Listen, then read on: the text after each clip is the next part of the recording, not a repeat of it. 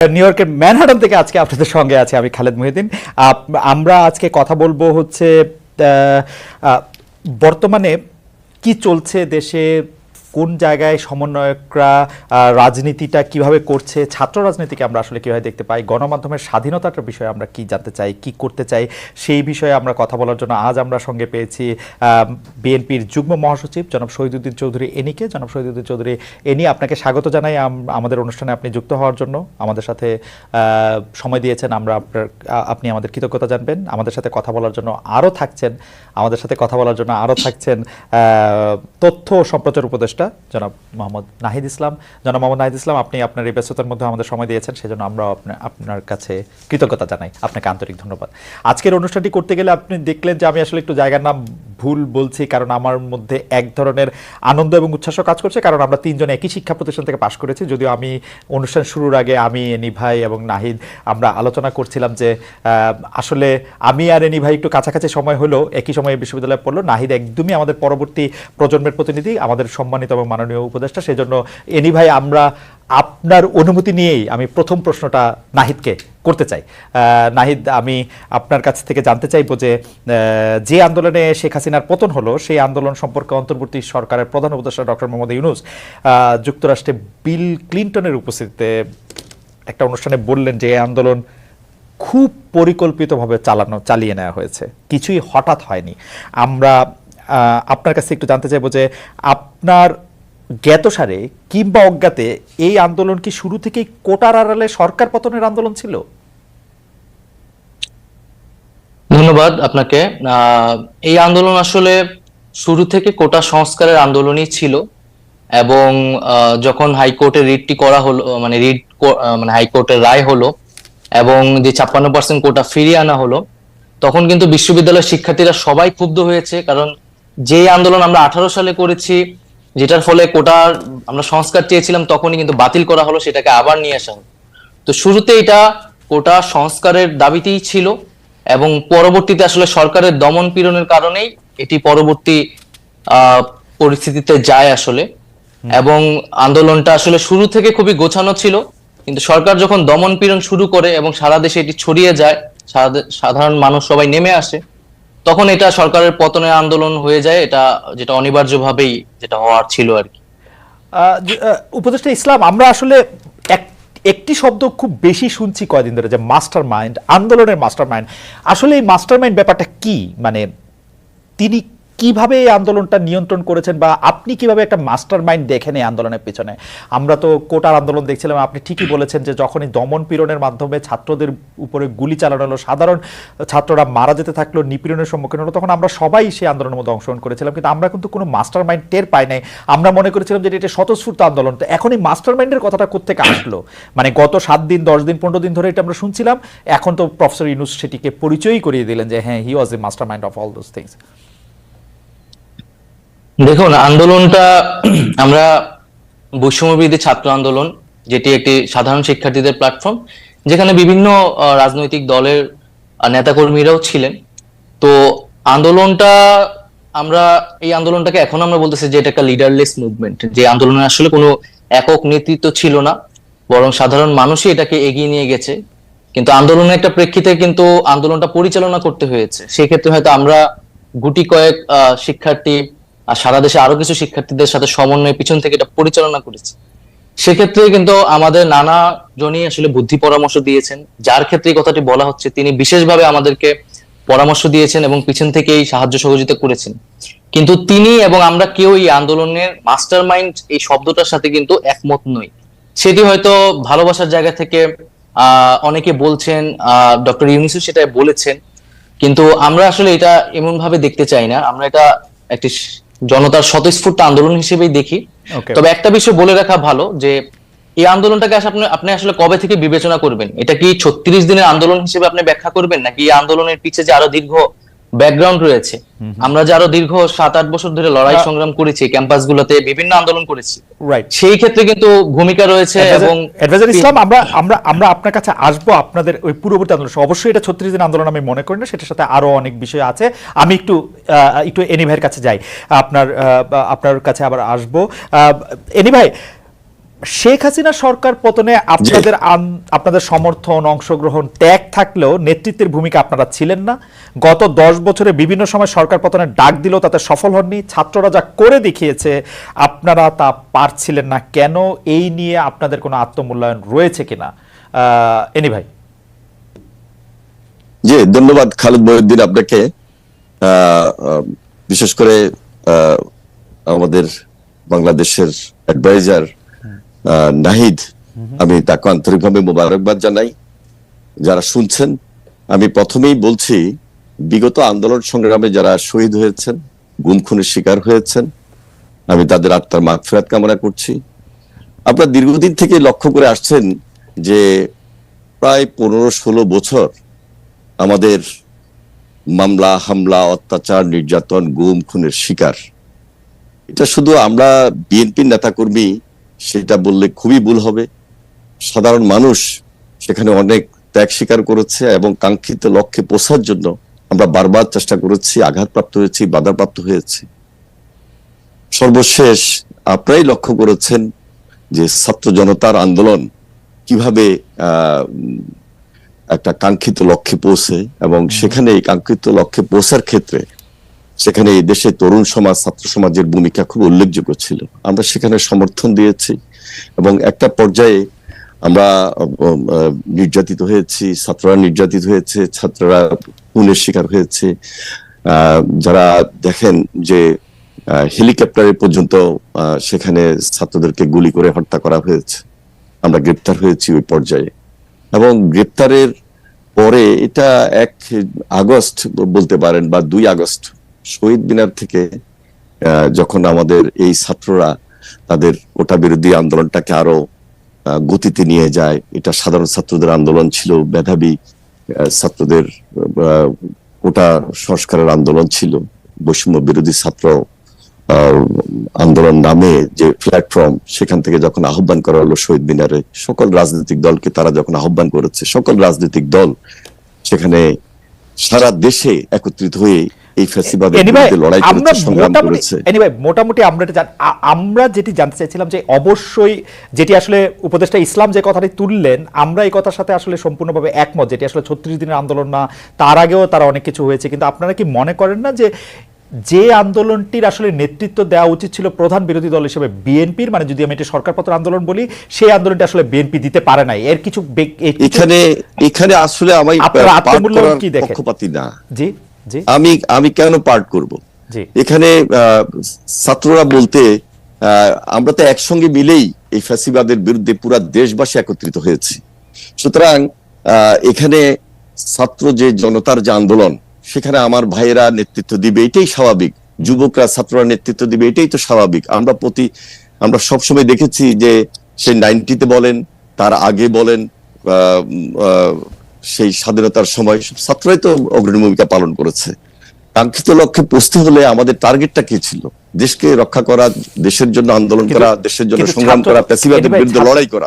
এখানে আমি যে খুব ক্রেডিট নিতে হবে, সেই ক্রেডিটের জন্য কিন্তু আমরা আন্দোলন করি নাই। আমাদের নেত্রী বেগম খালেদা জিয়া তিনি সবসময় বলেছেন দেশ বাঁচাও, মানুষ বাঁচাও। আমাদের তারেক রহমান সাহেব আমাদের সকলকে একত্রিত করার চেষ্টা করেছেন, সকল রাজনৈতিক দল একটা প্ল্যাটফর্মে এসেছে। এরপরে যখন কোটা বিরোধী এই ছাত্র আন্দোলনের নেতৃত্বে যারা এসেছেন, তখনও তাদের সঙ্গে আমাদের সার্বক্ষণিক যোগাযোগ ছিল এবং আমরা তাদের এই আন্দোলনকে এগিয়ে নিয়ে গিয়ে একটা কাঙ্ক্ষিত লক্ষ্যে পৌঁছার জন্য আমরা চেষ্টা করেছি। ইনশাআল্লাহ আমরা কামিয়াব হয়েছি। এখন যে দৃঢ়তা ছাত্র জনতার নেতৃত্বে, মানে এই যেটাকে একটি লিডারলেস মুভমেন্ট নাহিদ ইসলাম বলছেন, সেই লিডারলেস মুভমেন্টে যে দৃঢ়তা তারা দেখিয়েছেন, আপনার কাছে মনে হয় না বারবার সেই রকম একটি বিএনপি ব্যর্থ হয়েছে? বিএনপি ব্যর্থ হয়েছে, সেই দৃঢ়তা বিএনপি দেখাতে পারে নাই। That's why we have to suffer for 15 years. না, আমরা দেখুন, এরশাদের বিরুদ্ধে আমরা আন্দোলন করেছি 9 বছরে। জি, তখন তো আমরা বলি নাই যে আমরা সকল রাজনৈতিক দল ব্যর্থ হয়েছি। এখানে শুধু বিএনপির আন্দোলন ছিল না, দেশবাসীর আন্দোলন ছিল। সে আন্দোলনে ব্যর্থ হওয়ার কোনো সুযোগ ছিল না। আন্দোলনে একটা ভাইব্রেশন ছিল এবং এটা একটা স্তর ছিল। এই ভাইব্রেশনে একটা কাঙ্ক্ষিত লক্ষ্যে পৌঁছার জন্য আমরা ছাত্র জনতা যখন ঐক্যবদ্ধ হয়েছি এবং আমরা এই আন্দোলনে যখন ত্যাগ স্বীকার করতে করতে একটা পর্যায়ে এসেছি, ছাত্ররা আমাদের আন্দোলনের গতি বৃদ্ধি করেছে, সুতরাং এখানে পার্ট করার কোনো প্রয়োজন নাই, তাদের সঙ্গে আমাদের কোনো কম্পিটিশন নাই, আমরা কিভাবে দেশটাকে গড়বো সেটাই হলো এখন আসল। আমার মনে হয় যে এটা আপনি একদম খুব চমৎকার ভাবে বলেছেন। জনাব নাহিদ ইসলাম, আপনার কি এই বিষয়ে কোনো কিছু বলার আছে? আপনি যে ছোট করে বলেন, নাহলে আমরা পরের প্রশ্নে যেতাম। না, আমি একটা বিষয় বলবো যে আমাদের বাংলাদেশের ইতিহাসে যে অভ্যুত্থানগুলো আমরা দেখি সেটাই কিন্তু ছাত্ররাই মোটামুটি নেতৃত্ব দিয়েছে বা সফল করতে ভূমিকা রেখেছে, সেটা 69 বলেন 90 বলেন। কিন্তু এবারে আন্দোলনে গুণগত পরিবর্তনটা হচ্ছে 69 বলেন 90 বলেন, সেই সময়ের অভ্যুত্থান ছাত্ররা নেতৃত্ব দিল, সামনে কিন্তু একটা রাজনৈতিক শক্তি ছিল, রাজনৈতিক দলগুলোর একটা প্ল্যাটফর্ম ছিল যারা পরবর্তীতে ক্ষমতাটা নিয়েছে। সেটা 69-এ আওয়ামী লীগের নেতৃত্বে ছিল, 90-এ বিএনপি আওয়ামী লীগ সহ নেতৃত্বে ছিল। কিন্তু এই আন্দোলনে কিন্তু আসলে এরকম কোন রাজনৈতিক প্ল্যাটফর্ম বা দল কিন্তু সামনে ছিল না। ফলে 5ই আগস্টের পরে আসলে শেখ হাসিনার পতনের পরে কিন্তু এই দায়িত্বটা আসলে আমাদের উপর এসে পড়েছে, যদি আমরা এটার জন্য আসলে প্রস্তুত ছিলাম না। জনাব ইসলাম, আপনাকে কি একটা কথা বলতে পারি যে একথা ঠিক, আপনার আন্দোলনের শেষ পর্যায়ে বা আন্দোলনের যেখানে নেতৃত্বের মাধ্যমে বা শেষ পর্যায়ে যেখান থেকে আসলে শেখ হাসিনাকে চলে যেতে হয়েছে, পালাতে হয়েছে বা এই সরকারকে ক্ষমতা ত্যাগ করতে হয়েছে, সেখানে আপনাদের ত্যাগটাই সবচেয়ে বড় ছিল, যেটিকে আসলে খুব ভালোভাবে এক বাক্যে বলা যায় যে একটাকে মারি একটাই মরে, আর কেউ নড়ে না সেখান থেকে, সেই জায়গায় আপনারা চলে গিয়েছিলেন। কিন্তু আপনারা কি মনে করেন না যে এই আন্দোলনটা আসলে জুলাই থেকে, জুন থেকে, কোটা থেকে আসলে শুরু হয় নাই? বিএনপির নেতাকর্মীরা বা জামাতের নেতাকর্মী বা বিরোধী দলের নেতাকর্মীরা, এমনকি বাম দলের নেতাকর্মীরা এই 15 বছর ধরে লাগাতার সংগ্রামের মধ্যে, আমি জানি না এনিবার বিরুদ্ধে কয়টি মামলা আছে, আমার কাছে মনে হয় সম্মিলিত মামলা, অবশ্যই অবশ্যই সেই ত্যাগটার কথা কি আপনারা আসলে স্বীকার করছেন? এখন তো মনে হচ্ছে যে মানে ব্যাপারটা হলো যে আমাদের এই পুরো আন্দোলন সংগ্রাম শুধু জুলাই মাস থেকেই শুরু হয়েছে, এরকম মনে হচ্ছে। ডক্টর ইউনূস বলছেন ছাত্ররা আমাকে ক্ষমতায় বসিয়েছেন, ওরা যেটা বলবে সেটাই বলবে হবে। এটা কি আপনারা আসলে ব্যাপারটা কিভাবে দেখেন নাহিদ?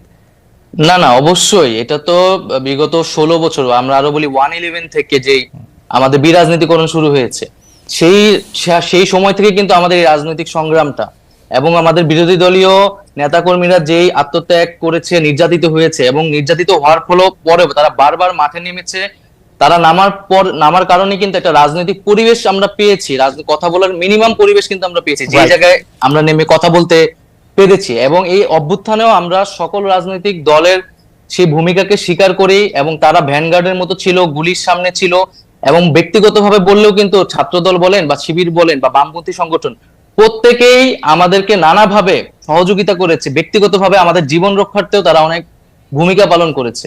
ওকে, আমার মনে হয় যে জনাব নাহিদ ইসলাম এটা খুব পরিষ্কার করে বলেন। নাহিদ ইসলামের কাছে প্রশ্নে যাওয়ার আগে আমি একটু এনিবার কাছে যেতে চাই। নাহিদ ইসলাম, আপনাকে আমি প্রশ্নটি করে রাখি। না ঠিক আছে, আসছি আমি প্রশ্নে। এনি ভাই, আমরা কিন্তু সবাই যখন এই সরকার চলে গেল, তখন ছাত্র জনতার আন্দোলনের ফলে এই সরকার পাওয়ার পরে আমরা কিন্তু একটা জরুরি প্রয়োজন বোধ করেছিলাম যে আমরা একই ধরনের সরকার, যে সরকারকে কেউ ফেসিস্ট বলছেন, যে সরকারকে কেউ নিপীড়ক বলছেন, সেরকম আরেকটা সরকার চাই না। সেই ইঙ্গিতটা কিন্তু আপনাদের উপরও ছিল, কিন্তু যে আমাদের যে ভয় ছিল, এনিবে আপনার কাছে কি মনে হয় না সে ভয়টা খুব অমূলক ছিল না? আমি দুই একটা উদাহরণ দেই। এই আন্দোলনের আপনাদের সহচর সাবেক ডাকসু ভিপি বা ডাকসু ভিপি নূর থেকে শুরু করে সরকার থেকেও কেউ কেউ কিন্তু আপনাদেরকে উদ্দেশ্য করে বলেছেন চাঁদাবাজি, সিন্ডিকেট ইত্যাদিতে আওয়ামী লীগের জায়গাগুলি বিএনপি ও তার অঙ্গ সংগঠনে কেউ কেউ দখলদারিত্ব কায়েম করেছে, নিজেরা মারামারিতেও জড়িয়ে পড়ছে। এ নিয়ে আপনাদের শীর্ষ নেতারাও হুঁশিয়ারি দিচ্ছেন, বহিষ্কার করেছেন, কমিটি স্থগিত করছেন, তবু থামছে না কেন? আমরা কি এটা ধারণা করতে পারি যে এখন যদি বিএনপি জনগণের ম্যান্ডেট নিয়ে ক্ষমতা আসে, তাহলে একই ধরনের কাজ আবার করতে থাকবে, যেটি বিগত সরকারের সময় আমরা এটি দেখেছি? দেখুন, আমরা খুব পরিষ্কারভাবে আমাদের কথাগুলো জাতির সামনে আমরা তুলে ধরেছিলাম। আমরা 7 তারিখে আমরা একটা সভা করেছি, সমাবেশ করেছি। সেই সমাবেশে আমাদের ভারপ্রাপ্ত চেয়ারম্যান খুব স্পষ্ট ভাবে কিছু বক্তব্য তুলে ধরেছেন জাতির সামনে। অনেকে সেই সমাবেশটা নিয়েও তখন চিন্তা বলেছিল যে এই মুহূর্তে সভাটা না করলে হয়তো হতো, কিন্তু একটা বৃহৎ দলের কিছু মেসেজ আমাদের ওই মুহূর্তে থাকার দরকার ছিল, এবং সেই মেসেজগুলো পরবর্তীতে সত্যি হয়েছে যে আমাদের যে দিক নির্দেশনা যে আমাদের এই জাতির সামনে, সেখানে বিএনপি কিছু মেসেজ সরাসরি থ্রো করেছে, এবং আমাদের চেয়ারপারসন দেশনেত্রী বেগম খালেদা জিয়া তিনিও পরামর্শ দিয়েছেন। দেখুন, 15 বছর প্লাস পরবর্তীতে এই যে ছাত্র জনতার আন্দোলনে যে ফ্যাসিবাদ পালিয়ে গেল এবং দেশে একটা স্বাভাবিক রাজনীতি আসার মতো সুযোগ তৈরি হলো, যদি 5 তারিখ 6 তারিখ এই দেশে বা 7 তারিখ এই দেশে যদি আরো বেশি হয়তোবা মারা যেত, তাহলে অবিশ্বাস্য কিছু ছিল না, কিন্তু তা হয় নাই। শক্ত হাতে আমরা সেটা মূল্যায়ন করেছি, শক্ত হাতে আমরা সেটা ফেস করেছি। এবং 7 তারিখে আমাদের ভারপ্রাপ্ত চেয়ারম্যানের মেসেজটা এমনই ছিল যে কোনোভাবে যে আমাদের কোনো দলীয় নেতাকর্মী অথবা বিএনপির নামে যদি কেউ কোনো চাঁদাবাজিতে যায় বা কোনো ধরনের প্রতিশোধ স্পৃহা নিয়ে সেখানে আঘাত করতে যায়, তাহলে কিন্তু আমরা সরাসরি পার্টির তার বিরুদ্ধে ব্যবস্থা গ্রহণ করবো, এবং সেই ব্যবস্থা আমরা নিয়েছি। এমনও আপনারা অনেকখানি লক্ষ্য করেছেন যে আমাদের দলের নামে কেউ যদি কোনো ধরনের উচ্ছৃঙ্খল বা বিশৃঙ্খল আচরণে জড়িত হয়, তার বিরুদ্ধে আমরা মামলাও করেছি, গ্রেপ্তারও করেছি। এখন সেই পর্যায়টি হয়তোবা অনেক কমে গেছে এবং নাই। আমাদের দলের নাম অনেকে ব্যবহার করার চেষ্টা করেছে। আমরা খুব শক্ত হাতে আমাদের দলের পক্ষ থেকে কিছু সিদ্ধান্ত নিয়েছি, সেই সিদ্ধান্ত অনুযায়ী আমরা আমাদের কর্মকাণ্ডকে অব্যাহত রেখেছি। আর আপনি যেটা বলছেন যে দেখেন, গত 15 বছরে 1.5 লক্ষ মামলা, 60 লক্ষ সাধারণ নেতা কর্মীদের বিরুদ্ধে, এবং আমার বিরুদ্ধে অনেক মামলা ছিল। আমাদের সবই ঠিক আছে, সবই ঠিক আছে, কিন্তু কেউ কেউ মাঠের কেউ কেউ বলছেন আপনারা যেহেতু নির্যাতিত হয়েছেন, আপনারা যেহেতু আর্থিক ক্ষতির সম্মুখীন হয়েছেন, আপনারা গেলে সেটি পুষিয়ে নিতে চাইবেন, ব্যাপারটা ঠিক কিনা? না, আমি বলি, আমরা বলেছি বারবার যে আইনকে আমরা নিজের হাতে তুলে নেব না, এবং আমরা আমাদের নেতা কর্মীদেরকে বলেন আর আমাদের অনেক সমর্থকদেরকে বলেন, আমরা সব জায়গায় একটা মেসেজ দিয়েছি, যেহেতু আমাদের একটা বড় রাজনৈতিক দল, গণমানুষের দল, আমাদের নাম ভাঙিয়ে অনেকে অনেক কিছু অপকর্ম করার সুযোগ দিচ্ছিল। আমরা প্রতিশোধ কোনোভাবেই আইনের বাইরে নেওয়ার চেষ্টা করব না। যেহেতু এই সরকার রাষ্ট্রীয় ক্ষমতায় বর্তমানে অন্তর্বর্তীকালীন সরকার রয়েছেন, এই যে অ্যাডভাইজার নাহিদ সাহেবরা রয়েছেন, তাদের প্রতি আমাদের উদাত্ত আহ্বান ছিল যে এই যে বাস, ট্রাক টার্মিনাল, তারপরে আপনি বলেন সিএনজি স্টেশন, আপনি যদি বলেন বালুমহল, আপনি যদি বলেন টেম্পো স্টেশন, এই ধরনের অনেক জায়গায় চাঁদা এই দেশে কালেকশন বিভিন্নভাবে হয়ে আসছে অতীতে। সুতরাং এগুলা কিন্তু একটা গভর্নমেন্টের দায়িত্ব। কোনোভাবে একটা দল পরিবর্তন হলো, একটা সরকার চলে গেল, সেটা আবার আমাদের কেউ সেখানে দখলে যাবে না, সেটার কোনো সুযোগ নেই। আমরা সেখানে হস্তক্ষেপ করেছি, এবং গভর্নমেন্টের দায়িত্ব হলো সেখানে আগের অর্ডার গুলোকে ক্যান্সেল করবে এবং নতুন করে সেটা সরকার আওতাদের নিয়ে আসবে, যেন আমাদের দলের কেউ নাম ভাঙিয়ে সেখানে ইনক্লুড না হতে পারে, সেখানে ঢুকতে না পারে। সেই ব্যাপারে আমরা খুব সতর্ক ছিলাম। আপনাকে ধন্যবাদ, এখনো সতর্ক আছি। আপনাকে অনেক ধন্যবাদ। আমি শিওর যে জনাব নাহিদ ইসলাম এই ব্যাপারটি মাথায় রাখবেন। তিনি যেহেতু সরকারে আছেন, ক্যাবিনেটে আছেন, তারা নিশ্চয়ই ব্যাপারটি নিয়ে আলোচনা করবেন এবং এই ব্যাপারে তারা সিদ্ধান্ত দেবেন। আমি জনাব নাহিদ ইসলামের কাছে জানতে চাইবো যে মাননীয় প্রধান উপদেষ্টা, এবং আপনাকে নিয়ে কটূক্তির অভিযোগে চট্টগ্রামে একটি নালিশি মামলা হয়েছে। আওয়ামী রেজিমের সময় এইসব মামলাকারীরা নানাভাবে পুরস্কৃত হতেন, রাষ্ট্রীয় সুযোগ সুবিধা পেতেন। আপনাদের পক্ষ নিয়ে যিনি মামলা করছেন তিনিও কি পুরস্কার পাবেন, কটূক্তির অভিযোগে যিনি মামলা করেছেন? না, কখনোই না। আর এখানে একটা যেটা হয়েছে যে ধর্মীয় অবমাননার বিষয়টি এটার সাথে যুক্ত ছিল, এবং সাথে প্রধান উপদেষ্টা এবং আমার নামেও যুক্ত করা হয়েছে, এবং যিনি করেছেন মামলা তাকে তো আমি চিনিও না, এবং আমি আইন উপদেষ্টা যিনি তার সাথে যোগাযোগ করেছি যাতে এই মামলাটি বিষয়ে ব্যবস্থা নেওয়া হয়, এবং এই মামলায় যাতে গ্রেফতার না করা হয়। একটা এই মামলাটি এবং সাইবার সিকিউরিটি অ্যাক্ট নিয়ে আমরা নিজেরাই এর বিরুদ্ধে বলছি যে আমরা এই আইনটি সংশোধন করব। তো সেক্ষেত্রে পুরস্কৃত করা তো দূরের কথা, আমরা এই ধরনের মামলাকে তো আসলে বিরোধিতা করি। জনাব নাহিদ ইসলাম, সম্প্রতি গণমাধ্যমের স্বাধীনতা নিয়ে আপনি যে বক্তব্য দিয়েছেন, তার সঙ্গে আওয়ামী লীগ আমলের এক সময়ের তথ্যমন্ত্রী জনাব হাসান মাহমুদের কথার মিল পেয়েছেন অনেকেই, যা আবার ডিজাইন করে দুজনের ছবি দিয়ে সোশ্যাল মিডিয়াতে শেয়ার করা হয়েছে। আমরা কি এখনো আগের মতোই স্বাধীন কিনা? আমি দর্শকদের একটু দেখাতে চাই, দর্শকরা অবশ্যই একটু দেখতে পারবেন না যে ডিজাইন দিয়ে যে এটা করা হয়েছে, এটা আমরা প্রথম আলো পত্রিকাতে দেখেছি, যেখানে দেখা যাচ্ছে যে জনাব নাহিদ ইসলামের যে আমরা গণমাধ্যমের স্বাধীনতা চাই, অবশ্যই, কিন্তু আমি আপনাদের কাছে প্রশ্ন রেখে যেতে চাই গণমাধ্যমের স্বাধীনতার সীমা কতটুকু? একই ধরনের কথা আসলে হাসান মাহমুদও বলেছিলেন, আমরা মনে করি গণমাধ্যমের স্বাধীনতার সঙ্গে রাষ্ট্রের বিকাশ, গণতন্ত্রের বিকাশ জড়িত, ইত্যাদি ইত্যাদি ইত্যাদি। জনাব নাহিদ ইসলাম, এটি নিশ্চয়ই আপনার চোখেও পড়েছে। এই হাসান মাহমুদের সাথে তুলনাটা কেমন উপভোগ করছেন জনাব নাহিদ ইসলাম? যারা এটি তুলনা করছে তারা হয়তো আমি জানি না কি জন্য তুলনা করছে। জি, এখানে আমি একটা প্রশ্ন রেখেছি এবং আমি এখনো এই প্রশ্নটা রাখছি যে গণমাধ্যমের স্বাধীনতা আমরা বিশ্বাস করি, কিন্তু গণমাধ্যমকে ব্যবহার করে যদি ফ্যাসিজমের পক্ষে কথা বলা হয়, গণহত্যার পক্ষে বৈধতা দেওয়া হয়, তাহলে সেটি কি গণমাধ্যমের স্বাধীনতা হিসেবে বিবেচিত হবে কিনা? আমি আপনাকে একটু জানাতে চাই যে আমরা দর্শকদের কাছে এই প্রশ্ন করেছিলাম যে তথ্য উপদেষ্টা নাহিদ ইসলাম প্রশ্ন তুলেছেন গণমাধ্যমের স্বাধীনতার কথা বলে ফ্যাসিস্টদের প্রচারণা করা যাবে কিনা, এই প্রশ্ন সঠিক বলে মনে করেন কিনা। শতকরা ৭৭% দর্শক এতে সঠিক বলে মনে করছেন, শতকরা 23% দর্শক একে সঠিক বলে মনে করছেন না। 50,000 দর্শক ভোট দিয়েছেন। কিন্তু জনাব নাহিদ ইসলাম, এটি আমরা এখন চিত্র দেখতে পাচ্ছি, জনাব নাহিদ ইসলাম প্রায় 1993 থেকে এটা 31 বছর ধরে সাংবাদিকতা করাই এই দাবি নিয়ে আমি বলতে চাই যে আপনি যেটিকে বলছেন হচ্ছে স্বাধীনতার কথা বলে ফ্যাসিস্টদের প্রচারণার তো অনেক বেশি বয়স না, এবং ফ্যাসিস্টদের প্রচারণা তো আসলে অন্যরা আলাদা করতে পারে, যেমন আওয়ামী লীগ আমলে আমরা আলাদা করতে পারতাম। আপনি যদি ফ্যাসিস্টদের প্রচারণা বলে কারো জবান বন্ধ করতে চান, এটি আসলে খুব ঠিক কাজ হবে কিনা, আপনার কাছে আমার এটি প্রশ্ন। না দেখুন, এখন তাহলে আপনাকে আরো মূল জায়গায় আসতে হবে যে আওয়ামী লীগ কি রাজনৈতিক কার্যক্রম এই মুহূর্তে করতে পারবে কিনা, বাক স্বাধীনতা বা রাজনৈতিক স্বাধীনতার কথা বলে। এখন আওয়ামী লীগ ফ্যাসিজমের সাথে জড়িত, গণহত্যার সাথে জড়িত, এবং তার বিচার প্রক্রিয়া চলছে। তো ফ্যাসিজমের সাথে যেহেতু তারা জড়িত এবং বিচার প্রক্রিয়া চলছে, এই মুহূর্তে আমরা বলেছি যে তার রাজনীতি করার সুযোগ নেই। তা আওয়ামী লীগ দল হিসেবে যেহেতু তার রাজনীতি করার সুযোগ নেই, তার আদর্শ প্রচারণা করাও আসলে সুযোগ নেই। তো সেই জায়গা থেকেই না, সেটি আপনাদের সিদ্ধান্ত। আওয়ামী লীগ যেমন মানে তার সরকারের নির্বাহী সিদ্ধান্তে সে জামাত ইসলামের রাজনীতি নিষিদ্ধ করেছিল, আপনারাও সেটি করতে পারেন, কিন্তু সেটা আপনার মুখে বলছেন কেন আওয়ামী লীগের রাজনীতি নিষিদ্ধ ঘোষণা করেন? এটা আপনার মুখের কথা, তো এটি একটি কেমন মনে হয় যে এটি মানে একটা প্রত্যেকটা জিনিসের একটা ইয়া আছে না, আপনি তো নিষিদ্ধ করতেই পারেন ইচ্ছা করলে। সেটিকে আপনি ট্রাই করেছেন বা করছেন আপনারা? যে আপনি বলছেন যে আওয়ামী লীগ রাজনীতি করতে পারবে না, কিন্তু সেটি আপনারা রাষ্ট্রীয়ভাবে সিদ্ধান্ত নেন, সরকারিভাবে সিদ্ধান্ত নেন যে আওয়ামী লীগ রাজনীতি করতে পারবে না। Wasn't it better? মানে না, আমরা তো সেটি সরকারের জায়গা থেকে এককভাবে সিদ্ধান্ত নিতে চাই না। আমরা কথাটি বলছি, আমরা এখন যে কোনো সিদ্ধান্ত বা এই ধরনের জাতীয় সিদ্ধান্তের ক্ষেত্রে রাজনৈতিক ঐক্যমতকে সবচেয়ে গুরুত্ব দিচ্ছি। ফলে রাজনৈতিক অন্যান্য দলগুলোরও এই বিষয়ে মতামতের প্রয়োজন আছে। তো সার্বিকভাবে আমরা রাজনৈতিক ঐক্যমত হলে এই বিষয়ে সিদ্ধান্ত নিতে পারি, কিন্তু একটা বিচার প্রক্রিয়া অবশ্যই চলছে, এবং এই বিচার প্রক্রিয়ার মধ্যেই আসলে এই বিষয়ে একটা সিদ্ধান্ত হবে, এবং আমরা রাজনৈতিকভাবে একটা ঐক্যমতে পৌঁছাতে পারবো আশা করি। কিন্তু আপনারা সরকারিভাবে কোনো সিদ্ধান্ত নিতে বা রাষ্ট্রীয় মানে আপনারা যারা উপদেষ্টা পরিষদ আছেন তারা সিদ্ধান্ত নিতে চান না, আপনারা একটা ঐক্যমতের ওয়েট করছেন, ব্যাপারটা কি এরকম? জি জি, অবশ্যই। আমরা ঐক্যমত হয়েছে, এটা আপনারা কি করে বুঝবেন? মানে এনিভাই যদি বলে আওয়ামী লীগ নিষিদ্ধ করে, তলি করে দিবেন? না, আমরা যদি সেই রাজনৈতিক ঐক্যমতে পৌঁছাতে পারি, এখানে বিএনপি রয়েছে, জামাত রয়েছে, নাগরিক সমাজ রয়েছে, মানে আওয়ামী লীগ ছাড়া বাকি সবাই যারা রয়েছে, আওয়ামী লীগ ছাড়া বাকি যারা। জি জি, অবশ্যই। আচ্ছা, ঠিক আছে।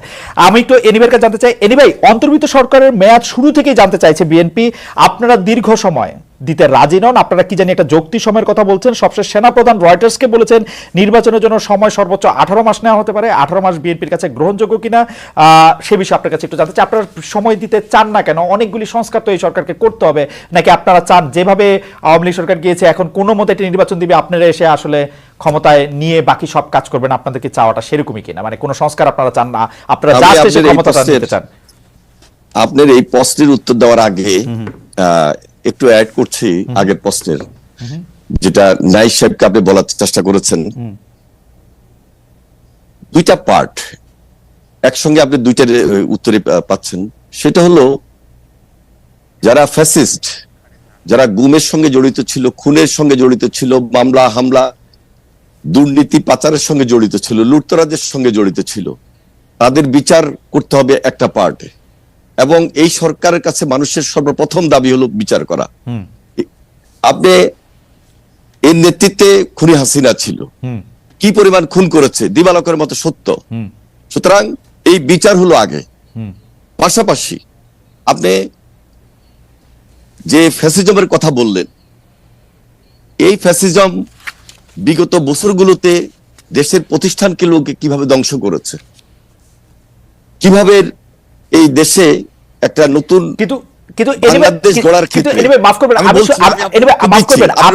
আমি শুধু এই কথাই বলছি যে আপনার তো বিচারের দাবিটা করার জন্য, বিচারটা করার জন্য ওদের তো সময় লাগবে, কিন্তু আপনার শুরু থেকেই তো এই সরকার কেন না সময় লাগবে না, আমি তো বলি নাই যে আমি 3 মাসের মধ্যেই নির্বাচন দিতে হবে, আমি তো বলি নাই একেবারে 7 মাসের মধ্যেই নির্বাচন দিতে হবে।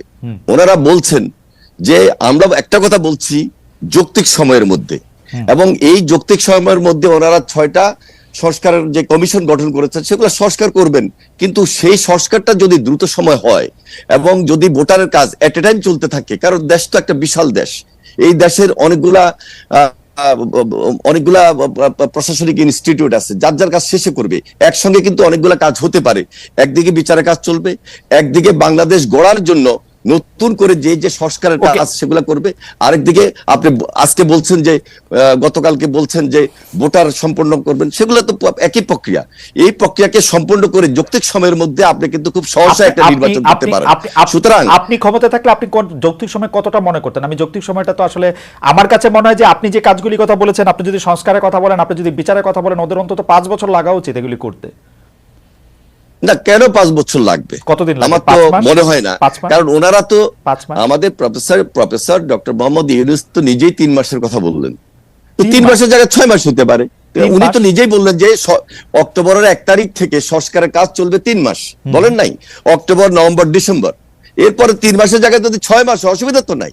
কিন্তু ওনার কথা অনুযায়ী আমরা যদি আরো 3 মাস বৃদ্ধি করি, তাহলে তো 1 বছরের ভিতরেই সুন্দর একটা নির্বাচন করা সম্ভব। তাও যদি না হয়, সেটার জন্য কি আমরা খুব বিরাগ হব? কিন্তু আমরা এই দেশটাকে গড়তে চাই, একসঙ্গে গড়তে চাই।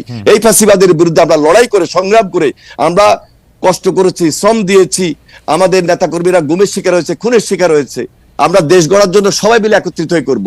এখানে বৈষম্য বিরোধী এবং রাজনৈতিক দলকে আলাদা করার কোনো সুযোগ নেই, এই সরকারকে আলাদা করার সুযোগ নেই। এই সরকারকে সর্বাত্মক সহযোগিতা করব, কারণ এই সরকার যদি কোনোভাবে ফেল করে, বাংলাদেশ ফেল করবে। আমরা বাংলাদেশকে ফেল করতে দিতে যাব না এবং দিতে চাই না। সেটা সময় যতদিনই লাগুক। কিন্তু আপনাদের বক্তব্য শুনে মনে হয় না যে আপনারা প্রায়ই এই সরকারকে একটু হুমকি দেন, একটু এটা বলেন, এমন কি এই নির্বাচনের প্রশ্নে না কেমন জানি আপনারা একটু এরকম বলেন, এমন কি এটা কেউ যদি তার ব্যক্তিগতভাবে চিন্তা করে থাকেন তা হতে পারে, কিন্তু আমরা সব ক্ষেত্রে এই সরকারকে সর্বাত্মক সহযোগিতা করব, কারণ প্রফেসর ডক্টর মোহাম্মদ ইউনূসকে এই সম্মান দিতে পারে না, আমরা সম্মান দিতে চাই এবং তার নেতৃত্বে আমরা এই রাষ্ট্রটাকে নতুন ভাবে গড়তে চাই, এবং সেটা তিনি একটা গণতান্ত্রিক পন্থায় ব্যবস্থা আমাদেরকে নিয়ে যাবেন, দেশকে নিয়ে যাবেন, সেই জন্য সর্বাত্মক সহযোগিতা আমরা করব। এবং খুব রিসেন্টলি আপনারা তারেক রহমান সাহেবের বক্তব্য শুনেছেন, এবং সেই বক্তব্যের ধারাবাহিকতা আমরা রক্ষা করে এই সরকারকে সর্বাত্মক সহযোগিতা। মানে আপনাদের আসলে ক্ষমতায় এসে বসে পড়া বা এক্ষুনি ক্ষমতা শুরু করার এরকম কোনো তাড়া নাই আপনাদের? না, এত চাপ হওয়ার কিছু নাই তো। আমরা যে কালকেই ক্ষমতায় চলে গিয়ে একেবারে বক্তব্য শুনে আমার জড়িত হবে ইনশাআল্লাহ। ভাই, আপনাদের বক্তব্য শুনে যে আমার মনে হইতো যে আপনারা খুব মানে আপনারা কিছুটা অস্থির, অধৈর্য হয়ে উঠছেন। এটা কোনো অস্থির না, কোনো অস্থির না। আপনারা যথেষ্ট পরিমাণ সময় দিবেন তো?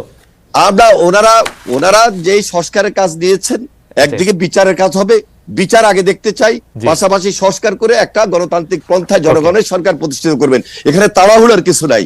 আর আমরা লুটপাটের জন্য বিএনপি ক্ষমতা আসবে আর বিএনপি ক্ষমতা আসার জন্য আমরা আন্দোলন করছি তা নয়, এই দেশটাকে রক্ষা করার জন্য আমরা আন্দোলন করছি।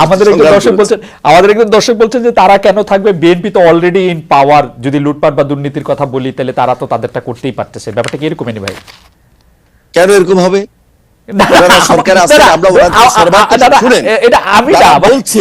যারা বলছে এরা বিগত ধারাবাহিকতার কথা বলছে, ইনশাল্লাহ বিগত ধারাবাহিকতা। আর এখন যদি বিএনপি আন্দোলনের মধ্য দিয়ে এই দেশে গণতান্ত্রিক পন্থায় জনগণের সরকার প্রতিষ্ঠিত হয়, বিএনপি তখন বলেছে যে আমরা এই 31 দফার ভিত্তিতে আমরা দেশ পরিচালনা করব। সেখানে বিএনপি যদি বিজয়ী হয়, তাহলে যারা নির্বাচনে পরাজিত হয়েছে তাদেরকে নিয়ে ঐক্যমত্য সরকার গঠন করব এই 31 দফার ভিত্তিতে, এবং সেটা জাতীয় ঐক্যমত্য সরকার হিসাবে বিবেচিত হবে। জাতীয় ঐক্যমত্য সরকার হিসাবে বিবেচিত হবে। খুবই আমার মনে হয় যে এনি ভাই খুবই চমৎকার ভাবে এটা বলেছেন। নাহিদ ইসলাম, আপনি যদি এই বিষয়ে কিছু বলার থাকে আপনি 1 মিনিট একটু বলতে পারেন, কারণ আমার কাছে মনে হয় যে বিএনপি আসলে কি করতে চায় তারা একদম স্পষ্টভাবে এনি ভাই বলেছেন যে বিচারটা যেমন জনগণ দেখতে চায়, কারণ যত অন্যায় এর আগে সরকার করেছেন, শেখ হাসিনা করেছেন, সেগুলি আসলে বিচার দেখতে হবে, সংস্কারের জন্য যথেষ্ট পরিমাণ সময় দিতে চায়, কিন্তু সবগুলি কাজে একসাথে করা সম্ভব, 1 বছরের মধ্যে নির্বাচন হওয়া সম্ভব। এই ব্যাপারে আপনি কি কোনো মন্তব্য করবেন কিনা, যদি আপনারা করতে চান? সর্বোচ্চ সহযোগিতা করতে এনি ভাইরা রাজি আছেন, এরকম একটা কথা বললেন। না, অবশ্যই আমরাও সেই সহযোগিতা চাই, এবং রাজনৈতিক দলগুলোর সহযোগিতা ছাড়া আসলে এই সরকারকে ফাংশন করানো সম্ভব নয়। এবং এই সরকার কিন্তু অভ্যুত্থানের সমর্থনে গড়ে উঠেছে, এবং এই অভ্যুত্থানে যেহেতু একটা জাতীয় ঐক্যমত্য তৈরি হয়েছে, সকল রাজনৈতিক দলগুলা এবং ছাত্র জনতার অংশগ্রহণ ছিল, ফলে এই সরকার কিন্তু সবাইকে প্রতিনিধিত্ব করে। এই জন্য আমি এর আগেও যেটা বলেছি যে কোনো জাতীয় সিদ্ধান্তের জন্য আমরা কিন্তু এই রাজনৈতিক দলগুলো এবং ছাত্র জনতার ঐক্যমত্যের ভিত্তিতেই জি, দেশ পরিচালনা আমার করতে মনে চায়, হয় একই নির্বাচনের রকম মেয়াদ এনি ভাইও প্রায় একই রকম চায়। কথাই বলেছেন। কিন্তু জনাব ইসলাম, সম্প্রতি আপনার একজন সতীর্থ, একজন সমন্বয়ক নিজেকে ঢাকা বিশ্ববিদ্যালয়ের শিবির সভাপতি ঘোষণা করেছেন। তার এই পরিচয় কি আপনি আগে থেকেই জানতেন? এরপর থেকে আলোচনা আছে যে 152 জন সমন্বয়কের মধ্যে 108 জন শিবিরের। অনেকে জানতে চাইছেন সমন্বয়কদের প্রকৃত সংখ্যা কত, তাতে কতজন শিবির নেতা রয়েছেন, অন্যান্য রাজনৈতিক ছাত্র সংগঠনের কেউ কি রয়েছেন আসলে, নাকি শিবির এবং কোন ছাত্র সংগঠন সেই অর্থে করেন না এরকম লোকই বেশি? দেখুন, আমরা যখন এই আন্দোলনটা গড়ে তুলেছিলাম, এবং আমরা কিন্তু এই আন্দোলনে কেউ রাজনৈতিক পরিচয়কে সামনে এনে এই আন্দোলনটি করিনি। সবার রাজনৈতিক পরিচয়টি এক করতে সরিয়ে আমরা দল মত পরিচয় ভুলে গিয়ে এই আন্দোলনটা করেছি। ফলে এখানে কে শিবির, কে ছাত্র দল, কে কোন সংগঠন করে, এটা কিন্তু বিবেচনা হয় নাই। এখন একটা পরিস্থিতিতে কেউ যদি তার নিজের সংগঠন, নিজের রাজনীতি করতে চায়, সেই সুযোগ কিন্তু আছে। ইভেন আমি যে নিজে যে ছাত্র সংগঠনের সাথে জড়িত ছিলাম, ছাত্র শক্তি, গণতান্ত্রিক ছাত্র শক্তি, তার নামও কিন্তু আমরা এই অভ্যুত্থানের আগে বা পরে কোথাও কিন্তু উল্লেখ করি নাই। কারণ আমরা মনে করি এই আন্দোলনটি একটা ঐক্যমত্যের ভিত্তিতে সাধারণ শিক্ষার্থীর জায়গা থেকে মূলত এই আন্দোলনটি শুরু হয়েছে, পরিচালনা হয়েছে এবং সম্পন্ন হয়েছে। নাহিদ ইসলাম, বৈষম্য বিরোধী আপনি বললেন বলে এই প্রশ্নটি একটু করতে হচ্ছে আমার। বৈষম্য বিরোধী ছাত্র আন্দোলনের সামনের সারিতে থাকা আপনারা কয়েকজন, বিশেষ করে আপনি এবং অবশ্যই আক্তার সাহেব, তারা গণতান্ত্রিক ছাত্র শক্তির নেতা ছিলেন। সম্প্রতি আপনাদের এই সংগঠন স্থগিত করা হয়েছে, এর কারণ আসলে কি? ডক্টর ইউনূসের 2.5 মাসের দল নাগরিক শক্তির সাথে এর সম্পর্ক রয়েছে কি? না, ডক্টর মোহাম্মদ ইউনূসের দলের সাথে এটার কোনো সম্পর্ক নাই। আমরা এই দলের নামও জানতাম না। ছাত্র শক্তি নামে 60-এর দশকেও একটা ছাত্র সংগঠন ছিল আসলে। তো আমরা সেটার সাথে এটা সম্পর্ক নেই। এবং এই সংগঠনটি আমরা স্থগিত করা হয়েছে কারণ যেহেতু এই সংগঠনের প্রধান নেতৃত্ব যারা, আক্তার হোসেন, তিনি নাগরিক কমিটিতে এখন কাজ করছেন, এবং আমি এবং আসিফ মাহমুদ সরকারে কাজ করছি। ফলে নেতৃত্ব ছাড়া এই সংগঠনটি কিন্তু এখন রান করতে পারছে না। ফলে এই কারণে কমিটিটি স্থগিত করা হয়েছে, এবং ছাত্র রাজনীতি নিয়ে যেহেতু একটি আলোচনা চলছে, সংস্কারের কথা চলছে, তো সেই পরিবর্তিত পরিস্থিতি অনুযায়ী আমরা সামনের সিদ্ধান্তটি হয়তো নিবে, এবং যারা এখন মাঠে আছে, ছাত্র শক্তিতে কাজ করছে, তারাই মূলত ছাত্র শক্তির বিষয়ে চূড়ান্ত সিদ্ধান্ত নিবে। আচ্ছা, আপনার রাজনৈতিক ভবিষ্যৎ এবং ব্যক্তিগত ভবিষ্যৎ নিয়ে আমরা একটু জানতে চাইবো, এবং সেটা আপনি আসলে কিরকম দেখতে চান সেটা আমরা জানতে চাইবো। তার আগে একটু এনিভের কাছে জানতে চাই যে এনিভে, আপনাদের দীর্ঘদিনের জোট এবং যুগপত নেতা, যুগপত আন্দোলনের সঙ্গী জামায়াতের সঙ্গে আগের সখ্য আর আপনাদের নাই। অন্তর্বর্তী সরকারের সঙ্গে তাদের ঘনিষ্ঠতা নিয়ে বিএনপি শীর্ষ পর্যায় থেকেও এক ধরনের বিরক্তি আমরা দেখেছি। সরকারি প্রতিষ্ঠান, বিশ্ববিদ্যালয়ে বিভিন্ন নিয়োগের ক্ষেত্রে জামায়াত আপনাদের থেকে একটু এগিয়ে থাকছে বলে মনে হয়। আপনার কাছে কি মনে হয় যে এই সরকার আসলে জামায়াতকে আপনাদের থেকে বেশি গুরুত্ব দিচ্ছে, বা এই সরকার একটু চাচ্ছে যে জামায়াত ক্ষমতায় আসুক, আপনাদের থেকে বেশি গুরুত্ব পাক? আসলে আমরা এইগুলা মোটেও মনে করি না, কারণ আমরা কি করছি, কি করব, এটা হলো আমাদের নেক্সট স্টেপ। আর আপনি যেটা বলছেন, জামাতের সঙ্গে আমরা এখানে কোনো মানে একটা আলাদা কম্পিটিশন গড়ে তুলছি না। জামাতের একটা আদর্শ ভিত্তিক রাজনীতি আছে, আমাদের বিএনপির একটা আদর্শ ভিত্তিক রাজনীতি, যার যার রাজনীতি শেষে করছে। শুধু দেখুন যে আমরা যে রাজপথে যে আন্দোলন করেছি, সে আন্দোলনের মধ্যে জামাত তাদের ভূমিকা ছিল, আমাদের ভূমিকা ছিল, এবং যুগপৎ আন্দোলন করতে গিয়ে অনেক রাজনৈতিক দল তারা তাদের ভূমিকা পালন করেছে। সুতরাং যার যার রাজনীতি, যার যার আদর্শ ভিত্তিক। সুতরাং এখানে কারোর সঙ্গে আমরা কারোর একেবারে বৈরিতা নিয়ে আমরা সেখানে এখনই কম্পিটিশনে চলে যেতে হবে, সেখানে মারামারি, হানাহানি, সেই দিকে আমরা জাতিকে নিয়ে যাওয়ার জন্য কোনোভাবেই পক্ষপাত করছি না, বা পক্ষপাতমূলক আচরণও আমাদের মধ্যে নাই। আমাদের একটাই টার্গেট, এই ফ্যাসিবাদের বিরুদ্ধে আমরা লড়াই করেছি, সংগ্রাম করেছি। যে কথাটা একটু আগে নাইক সাহেব বললেন যে আমাদের টার্গেট হলো আন্দোলনের ফসল। আমরা সবাই মিলে যুগপৎ আন্দোলন করেছি, সবাই মিলে আন্দোলন করেছি, আন্দোলনে আমরা কাঙ্ক্ষিত লক্ষ্যে পৌঁছেছি। এখন আমাদের দেশ গঠন আন্দোলন, দেশটাকে সুন্দর করব, ভবিষ্যৎ বাংলাদেশ কিভাবে হবে সেটার জন্য আমাদের করণীয় কি হওয়া উচিত সেটা আমরা বিবেচনা করছি, সেই ধাপে আমরা কাজ করছি। এবং আমাদের পার্টি, আমরা সবচেয়ে বেশি, আপনারা লক্ষ্য করেছেন যে এই সরকারকে সহযোগিতা করার জন্য এবং ভবিষ্যৎ বাংলাদেশ গড়ে তোলার জন্য আমরা সেই কাজটুকু করছি ইনশাল্লাহ। কিন্তু আপনারা কি এটা ফিল করতেছেন যে সরকারের সাথে আপনাদের সম্পর্ক থেকে জামায়াতের সম্পর্ক একটু বেশি গভীর? বিশ্ববিদ্যালয়গুলিতে নিয়োগের পজিশনগুলিতে, মানে পৃথিবী থেকে শুরু করে বিশ্ববিদ্যালয় সব জায়গায় আপনারা নাই, মুখ্য নয়, জামায়াত ইসলামী আছে, মুখ্য নয় তারা। আমার মনে হয় এগুলো খুব মুখ্য না, কে কোথায় আছে। কথা হলো যে অ্যান্টি আওয়ামী লীগ, রাইট, যেখানে অ্যান্টি আওয়ামী লীগ সেখানে এই যে হ্যাঁ, না, Okay. যেখানে অ্যান্টি আওয়ামী লীগ হ্যাঁ। আজকে যারা দেশের ভাবমূর্তি ক্ষুণ্ণ করেছে, দেশকে ধ্বংস করে দিয়েছে, তাদের বিরুদ্ধে এই জাতি ঐক্যবদ্ধভাবে লড়াই করেছে, সংগ্রাম করেছে, এবং ভবিষ্যতে কিন্তু- এই দেশটাকে আমরা সুন্দর বাংলাদেশ গড়ার জন্য সবার সহযোগিতা কামনা করছি, এবং সবাইকে নিয়ে আমরা কিন্তু ফ্যাসিবাদ আপনারা চান বিরোধী না- কিন্তু আপনারা চান না এনিভাই প্ল্যাটফর্মটার নেতৃত্বে বিএনপি থাকুক, এই প্ল্যাটফর্মটার নেতৃত্বে কখনো নাহিদ ইসলামকে, কখনো জনগণ নির্ধারণ কখনো করবে। নাহিদ ইসলামকে, কখনো শফিকুর অবশ্যই রহমানকে এই দেশের দেখা যাচ্ছে, জনগণ এটা আপনাদের জন্য একটু নির্ধারণ করবে। বেদনাদায়ক আমরা কাজ না? করি। একটু বেদনাদায়ক, জিয়ার কখনো পলিটিক্স, ছাত্ররা, কখনো জামাত। বিএনপির পলিটিক্স, খালেদা জিয়ার নেতৃত্ব, তারেক রহমানের নেতৃত্ব যদি সবার সামনে খুব স্পষ্ট ভাবে সবাইকে আকৃষ্ট করতে পারে, তাহলে অবশ্যই আমাদের নেতৃত্ব জনগণ কিন্তু এই সরকার আমাদেরকে সে পতনে আসনে তো- বসাবে। কিন্তু এই সরকার পতনে তো তারেক রহমানের ভূমিকা জিরো, কেউ কেউ বলছেন। আমি তারেক রহমান যদি না, এখন তো আপনি বললেন, আর কেউ কেউ বলছে হয়তো আপনাকে বলেছেন, কিন্তু আমাদেরকে বলেন নাই, জি। আমাদেরকে বলেন নাই, বরং এই কথা বলেছেন যে তারেক রহমান বিদেশে বসেও, যেখানে দেশনেত্রী বেগম খালেদা জিয়া এত অসুস্থ ছিলেন, জি। তার মধ্যে দেশের তারেক রহমান বিএনপির ভারপ্রাপ্ত চেয়ারম্যান হিসেবে দায়িত্ব নেওয়ার পর তিনি আমাদের ওয়ার্ড লেভেল, ইউনিয়ন লেভেল, থানা লেভেল, উপজেলা লেভেল, আমাদের কেন্দ্র এবং জেলা লেভেলে যেভাবে দলকে ঐক্যবদ্ধ করেছেন এবং জাতিকে, সকল রাজনৈতিক দলকে ঐক্যবদ্ধ করেছেন, সে আন্দোলনের ফসল হিসাবে আমাদের ছাত্র ভাইরা যখন কাঙ্ক্ষিত লক্ষ্যে পৌঁছার জন্য এগিয়ে গিয়েছেন, সেখানে তারেক রহমানের নেতৃত্বে তিনি সমর্থন দিয়েছেন, এবং পরবর্তীতে সর্বশেষ যখন শহীদ মিনারে আমাদের ছাত্র ভাইরা যখন আহ্বান জানিয়েছে সকল রাজনৈতিক দলকে, তখন তার নেতৃত্বে এই বিএনপি স্ট্যান্ডিং কমিটির অনেক নেতৃবৃন্দ জেলে ছিলেন, আমরা অনেকেই জেলে ছিলাম, কিন্তু তিনি দেশের বাইরে বসেও যেভাবে নেতৃত্ব দিয়েছেন, সেই নেতৃত্বের ফসল হিসাবে আজকে সবাই মিলে ঐক্যবদ্ধ বাংলাদেশ আপনাকে ধন্যবাদ। আমি একটু জনাব নাহিদ ইসলাম, আপনার কাছে প্রশ্নে যাওয়ার আগে আমাদের দর্শকদের মধ্যে একটা বড় অংশ মানে যে বিষয়টি আমার মাধ্যমে আপনার কাছে উপস্থাপিত করতে বলেছেন, সেই দুটি বিষয় আগে একটু বলে রাখি। 43তম বিসিএস এর পাস করার পরও তাদের গেজেট নোটিফিকেশন কেন হয় নাই, সেটি আপনার একটু আমলে আছে কিনা এবং সেটি নিয়ে আপনি কোনো কিছু করছেন কিনা, সেই ব্যাপারে তারা একটু জানতে চেয়েছেন। আরেকটি বিষয় জানতে চেয়েছেন যে তারা বয়স সীমা, সরকারি চাকরির বয়স সীমা 35 বছর বয়স পর্যন্ত হবে কিনা, সেটি আপনারা কিভাবে করবেন সেটি জানতে চেয়েছেন। আর আমার প্রশ্নটিও করে রাখি, আপনি আমাদের অনেকগুলি প্রশ্ন রয়েছে, শুধু আপনি যদি খুব না এই দুটি যদি আপনি জবাব দেন, তারপর আমি মানে আপনার মতামত বলেন, তারপর আমরা প্রশ্নটি করি, কারণ এই প্রশ্নটি আবার এনিওয়ের বক্তব্যের সাথে লিঙ্কড। জি না, এখানে হচ্ছে প্রশাসন তো সংস্কারের কমিশন হয়েছে, বয়স সীমার বিষয়টাও আলোচনা হচ্ছে, এবং দ্রুত সময়ের মধ্যেই পিএসসি তে পিএসসির সাথেও আমাদের আলোচনা হচ্ছে, যাতে এই যে নিয়োগ পরীক্ষা, শুধু বিসিএস না, অনেকগুলো পরীক্ষা স্থগিত আছে, সেই পরীক্ষাগুলো যাতে দ্রুত দেওয়ার ব্যবস্থা করা যায়, সে বিষয়ে আমরা কাজ করছি। আশা করি খুব দ্রুত সময়ের মধ্যেই সেটি পরীক্ষাগুলো হবে। ওকে। আর প্রশ্নটি হচ্ছে যে এক দফা সরকার পতন আন্দোলনের আগে আপনাদের যে 9 দফা দাবি ছিল, তাতে দলীয় লেজুর ভিত্তিক ছাত্র রাজনীতি নিষিদ্ধের দাবি ছিল আপনাদের, কিন্তু অনেক ক্ষেত্রে সেটি দলীয় লেজুর ভিত্তিক ছাত্র রাজনীতি না হয়ে গোটা ছাত্র রাজনীতি নিষিদ্ধের দিকে আপনারা যাচ্ছেন, এটি একটা কথা।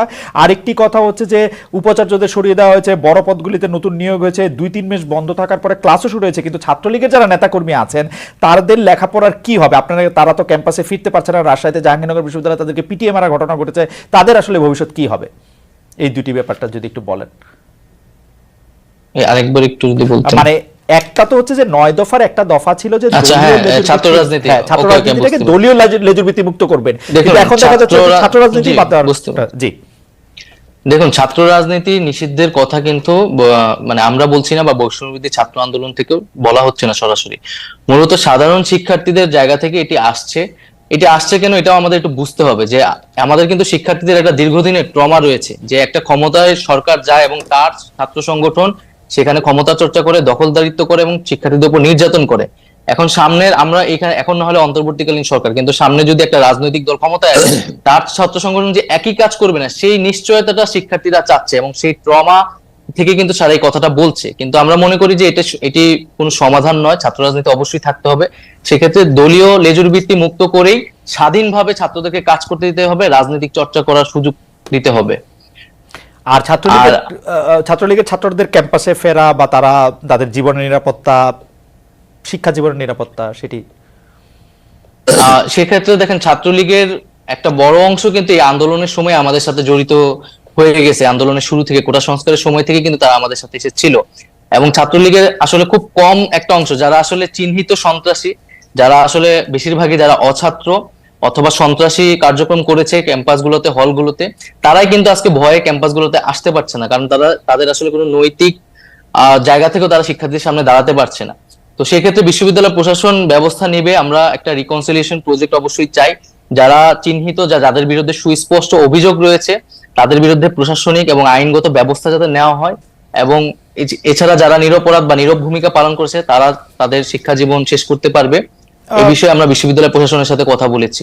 ওকে, মানে অনেকে এরকম একটা বলছেন যে যারা আসলে ক্রিমিনাল অ্যাক্টিভিটির সাথে জড়িত ছিলেন তাদের বিরুদ্ধে তো মামলা, তারপর আইনি কার্যক্রমগুলি হতেই পারে, কিন্তু শুধুমাত্র আরেকটি দল সমর্থন করার জন্য তাদের বিরুদ্ধে যাতে কোনো মানে ব্যবস্থা না নেওয়া হয় সে ব্যাপারে নিশ্চয়ই আপনারা দেখছেন, মানে ব্যাপারটা যাতে আইন নিজের হাতে না তুলে নিয়ে সেটি যেন। খালেদ ভাই, আমি জাস্ট একটা কথা বলতেছি যে আমরা কিন্তু আর আগের পরিস্থিতিতে নাই যে অমুক দল সমর্থন করে, এটা কিন্তু ছাত্রদল শিবিরের মতো বিষয় না যে ছাত্রদল করে দেখে তাকে ক্যাম্পাসে ঢুকতে দেওয়া না, এখন ছাত্রলীগ করে বলে তাকে ক্যাম্পাসে ঢুকতে দেওয়া হবে না। একটা গণহত্যা হয়েছে এবং এইখানে কত কত শিক্ষার্থীদের উপর হত্যা করা হয়েছে, এটার বিচার না হওয়া পর্যন্ত তারা যদি তাদের সাথে এই ঘটনার সাথে জড়িত থাকে, এবং ক্যাম্পাসগুলোতে আপনি দেখেছেন 15 তারিখ কিভাবে আমাদের নারী শিক্ষার্থীদের উপর হামলা, বর্বরোচিত হামলা করা হয়েছে, তো সেই হামলাগুলোর বিচার যারা এটার সাথে জড়িত ছিল তাদের বিরুদ্ধে অবশ্যই প্রশাসনিক ভাবে এবং আইনগতভাবে ব্যবস্থা নেওয়া হবে। এবং এছাড়াও আমরা বলেছি যে গত 16 বছর ধরে যারা ক্যাম্পাসগুলোতে এই ধরনের হামলা নিপীড়ন করেছে, এবং প্রচুর অভিযোগ কিন্তু প্রক্টর অফিসে এখনো জমা আছে যেটার কোনো ব্যবস্থা নেওয়া হয় নাই, তাদের বিরুদ্ধেও আইনি ব্যবস্থা নেওয়ার ক্ষেত্রে আমার মনে হয় যে এটাতে দ্বিমত পোষণ করার কোনো কাজ দরকার নাই, সুযোগ নাই, কারণ এগুলির বিচার হতেই হবে। ছাত্রলীগ গত 16 বছরে যত কিছু মানে ছাত্র ছাত্রী নির্বিশেষে যে যে যে নিপীড়ন চালিয়েছে তার বিচার আসলে অবশ্যই হতে হবে। আমাদের শুধু কথা ছিল যে সেটি যেন আইনি প্রক্রিয়ার মাধ্যমে হয়। শুধুমাত্র আপনি এটি পরিষ্কার করলেন যে শুধুমাত্র ছাত্রলীগ, ছাত্র শিবির, ছাত্র দল বলেই তাকে ক্যাম্পাসে ঢুকতে দেওয়া হবে না, এরকম কোনো কিছুর ব্যাপারে আপনার সিদ্ধান্ত নেন। আপনাকে ধন্যবাদ। আমি একটু এনিবের কাছে যেতে চাই। এনি ভাই, আপনি জানেন যে দলের মাননীয় মহাসচিব, মানে বাংলাদেশ জাতীয়তাবাদী দলের মাননীয় মহাসচিব পরিষ্কার বলেছেন যে ছাত্র রাজনীতি বন্ধের বিরোধিতা করেছেন, যেটি ছাত্র রাজনীতি বন্ধ হিসাবে আপনি এটি দেখছেন, সেটি আপনি আসলে কিভাবে দেখেন? বৈষম্য বিরোধী ছাত্র আন্দোলনের যে স্পিরিট ছিল, যে দলীয় লেজুর যারা করছেন সেই সব থেকে ছাত্র রাজনীতিকে মুক্ত করা, তার সাথে আপনি স্পিরিটের দিক দিয়ে একমত কিনা? দুই হচ্ছে, আপনারা যখন ঢাকা বিশ্ববিদ্যালয়ের নেতৃত্বে, ছাত্র রাজনীতির নেতৃত্বে দিচ্ছেন, আপনি আসলে আমারও নেতা ছিলেন, কারণ আপনি ঢাকা বিশ্ববিদ্যালয়ের ছাত্র তখন আপনার সংগঠন থেকে আপনি সবচেয়ে বড় পজিশনে আপনি ছিলেন, সেই হিসাবে আমাদের সবার সাথেই আপনাদের দেখা হয়েছে। তখন আপনারা ছাত্র শিবির ও ছাত্র সমাজের কার্যক্রম আপনারা ঢাকা বিশ্ববিদ্যালয়ে করতে দেন নাই, আপনারা বন্ধ করেছেন। এখন যে ঢাকা বিশ্ববিদ্যালয় ছাত্র শিবিরদের যে নেতাদের নামই বলা যায়, সবার আগে জেনেছেন, সবার আগে বসেছেন, নবনিযুক্ত ভিসি তাদের সাথে কথা বলছেন, তো সেটাকে আপনারা আসলে কিভাবে দেখেন? দুটি প্রশ্ন। একটি প্রশ্ন হচ্ছে যে বৈষম্য বিরোধী ছাত্র আন্দোলনের যে স্পিরিট ছাত্র রাজনীতি সম্পর্কে, তার থেকে আপনার স্পিরিট আলাদা কিনা? দুই হচ্ছে, শিবির আর ছাত্র সমাজ প্রকাশ্যে এসে সভাপতি ভিসিদের বৈঠক করা, সেটিকে আপনারা কিভাবে দেখছেন? দেখুন, আমি অ্যাডভাইজার নাহিদের কথাগুলোকে আমি একটু আগে যেটা উনি বলছেন ওগুলোকে আমি সমর্থন করেই বলছি। যারা হত্যা, সন্ত্রাস, রাহাজানির সঙ্গে জড়িত ছিল আইন অনুযায়ী তাদের বিচার হবে। আর যারা বিভিন্ন বিশ্ববিদ্যালয়ে ভাইস চ্যান্সেলর হিসাবে ছিলেন, এই ভাইস চ্যান্সেলর হিসাবে কিন্তু একটা অবৈধ সরকারের অবৈধ নিয়োগ ছিল, সুতরাং তাদেরকে এখানে নিয়ে আসা এটা আমাদের দায়িত্বের মধ্যে পড়ে না। আর আইন অনুযায়ী যাদের বিচার হবে, বিচারের প্রক্রিয়ায় তাদেরকে সেখানে মোকাবিলা করতে হবে। আর সাধারণ ছাত্ররা ঢাকা বিশ্ববিদ্যালয়ে বলেন আর বিভিন্ন শিক্ষা প্রতিষ্ঠান বলেন, তারা তাদের উন্মুক্ত ছাত্র রাজনীতি থাকাটাই উচিত। কারণ ছাত্র রাজনীতি যদি না থাকে তাহলে দুর্বৃত্তায়ন কিন্তু বেড়ে যাবে, এটা সন্ত্রাস, অত্যাচার, নির্যাতনের মাত্রাও বেড়ে যাবে। তবে আমরা যারা লেজুর ভিত্তিক ছাত্র রাজনীতির কথা বলার চেষ্টা করছি, আসলে লেজুর ভিত্তিক ছাত্র রাজনীতিকে আমরা ওন করি না। আমরা বাংলাদেশ জাতীয়তাবাদী দল, আমাদের একটা সহযোগী ছাত্র সংগঠন আছে, ঠিক অন্যান্য দলেরও সহযোগী বা অঙ্গ সংগঠন আছে, তারা তাদের রাজনীতি অবশ্যই করা উচিত। ছাত্র রাজনীতির ভাবমূর্তি রক্ষা করে ছাত্র রাজনীতি করতে হবে। হ্যাঁ, এখানে যেটা সাধারণ ছাত্রদের পক্ষ থেকে কথা উঠেছে যে ছাত্র রাজনীতি আসলে বন্ধ করবে কি করবে না, সেটার জন্য ডায়ালগ হতে পারে, আলোচনা হতে পারে, এবং সেটা কি ছাত্র রাজনীতির সংস্কার হতে পারে, গুণগত পরিবর্তন আনা যায়, এবং ছাত্রদের জন্য ছাত্র রাজনীতি, শিক্ষা প্রতিষ্ঠানের মধ্যে যেন ছাত্র রাজনীতি সেটা ছাত্রদের অধিকার প্রশ্নে থাকে, সেগুলোকে প্রাধান্য দিয়ে সকল রাজনৈতিক দলের সঙ্গে যদি কেউ যদি আমরা ডায়ালগের প্রেক্ষাপট তৈরি করি, ইতিমধ্যে বৈষম্য বিরোধী ছাত্র আন্দোলনের যারা নেতৃত্ব আছেন তাদের সঙ্গে আমরা কথা বলেছি, আলোচনা হয়েছে। সেই আলোচনার পরিপ্রেক্ষিতে আমি এটাই বলতে পারি, তাদের নিজস্ব একটা থিঙ্ক ট্যাঙ্ক আছে, তারাও আলোচনা করছেন যে আমরা কোনোভাবেই ক্যাম্পাসে ছাত্র রাজনীতি থাকবো না, এই কথা আমরা বলতে চাই না। হ্যাঁ, ছাত্র রাজনীতির সেখানে অবশ্যই সচেতন হতে হবে, দায়িত্বশীলতার পরিচয় দিতে হবে। রেগুলার ছাত্ররা যেন ছাত্র রাজনীতি করেন, ছাত্ররা যেন ছাত্র রাজনীতি করেন, সেখানে যেন সংস্কার নিয়ে আসতে পারি, সেই ডায়ালগ কিন্তু হতে পারে। এনিভাই, আপনি জানেন সবকিছু, কারণ আপনার মানে আপনি প্রখর মেধাবী একজন মানুষ এবং আপনার মনেও থাকে, এখন তো আপনি রাজনীতি করছেন সেগুলো, কিন্তু আপনি জানেন যে বৈষম্য বিরোধী ছাত্র আন্দোলনের একাধিক সমন্বয়ক ঢাকার বাইরে সমাবেশ করতে গিয়ে বাধার মুখে পড়েছিলেন। কোনো ক্ষেত্রে অভিযোগ রয়েছে বিএনপি সমর্থিত ছাত্র সংগঠন ছাত্রদল এসব ঘটনার সাথে সম্পৃক্ত ছিল। এই বিষয়টি নিয়ে কি আপনি কিছু বলবেন? আমি আপনাকে বলে রাখি, আমরা কিন্তু দেখেছি যে ছাত্রদল এটা অস্বীকার করেছে, কিন্তু এনিওয়ে এটা তো আমাদের মুখস্থ। এখন ছাত্রলীগ নাই এবং ছাত্রলীগের কারো এরকম সাহস নাই যে এইগুলি আইসা এরকম বাধা দিবে। এগুলি যদি করে তাহলে এটা ছাত্রদলই করছে, মানে এটা হচ্ছে ছাত্রলীগ নাই, আওয়ামী লীগ নাই, তাদের প্রেতাত্মারা আছে, তাদের অর্থ আছে, কড়ি আছে, এবং তারা সবাই কিন্তু হাসিনার মতো পালিয়ে যায় নাই, তাদের সবাই কিন্তু এই দেশেই আছে এবং তারা বসে আজকে বিভিন্নভাবে ষড়যন্ত্রে লিপ্ত, দেশের বাইরে এবং দেশের ভিতরে বসে। সুতরাং এটাকে কোনোভাবে আপনি উপেক্ষা করতে পারবেন না। আর ছাত্রদল কোনোভাবে এই সমস্ত ঘটনার সঙ্গে সম্পৃক্ত না। আমরাও 2-4টা কথা এরকম শুনেছি, কিন্তু এই শোনার ক্ষেত্রে এবং আমাদের নির্দেশনা এবং আমরা সহযোগিতা করেছি, আমাদের বিভিন্ন ডিস্ট্রিক্টে আমরা সহযোগিতা করেছি। আমাদের এই বৈষম্য বিরোধী ছাত্রদের ভিতরে লুকিয়ে থাকা কিছু কিছু দুর্বৃত্ত কিন্তু থাকার হয়তোবা চেষ্টা করছে, হয়তোবা এরা বৈষম্য বিরোধী ছাত্রদের নামে না, কিন্তু ষড়যন্ত্র করছে যারা করার। আমরা এই ব্যাপারে খুবই স্পষ্ট এবং আমাদের ছাত্র সংগঠন জাতীয়তাবাদী ছাত্রদল আমরা সর্বাত্মক সহযোগিতা করছি এই কারণে যে এই দেশে ছাত্র রাজনীতির ভাবমূর্তিকে আমরা পুনরুদ্ধার করব, এই দেশে ছাত্র রাজনীতি যেন থাকে এবং আপনি তো এত চমৎকার বলেন, শুনতে ইচ্ছা করে শুধু, কিন্তু আপনি এটা বলেন যে আপনারা ছাত্রদলের পক্ষ থেকে কি এরকম কথা শুনতে পাচ্ছেন না যে আমরা এতদিন ধরে 15, 16, 17 বছর ধরে রাষ্ট্র ক্ষমতায় নাই, রাষ্ট্রের বিভিন্ন নিপীড়ন যন্ত্রের মুখোমুখি হয়েছে, এখন আবার নতুন করে ক্ষমতাটা বিশেষ করে তরুণদের বা যুবকদের ক্ষমতাটা আরেকজনের কাছে যখন যায় প্রকটভাবে, তারা সেটিকে আসলে সমূলে প্রথম থেকেই এটিকে উৎপাটিত করতে চাইবেন এবং সেটিতে আপনাদেরও নির্দেশনা চাইছেন যে তারা এটি করার জন্য? দেখুন, আমাদের যে বয়স, আমি যদি আমাকেই বলি যে বয়স, আমি নিজেকে এখনো তো বলি না যে আমাদের তরুণ পার হয়ে গেছে। ঠিক একইভাবে আমাদের ভারপ্রাপ্ত চেয়ারম্যান তারেক রহমান, তিনিও কিন্তু আমাদের তরুণদের নেতা। আর আমরা স্যালিউট করি যে এই দেশের তরুণদের নেতৃত্বেই আন্দোলন অতীত হয়েছে, ভবিষ্যৎ মানে এবারও হয়েছে এবং ভবিষ্যতে তরুণরাই দেশ গড়বেন। সুতরাং তরুণদেরকে গাইড করা, তরুণদের সঙ্গে থেকে দেশ গড়া, এটা আমাদের কাজ, এটা আমাদের স্পিরিট।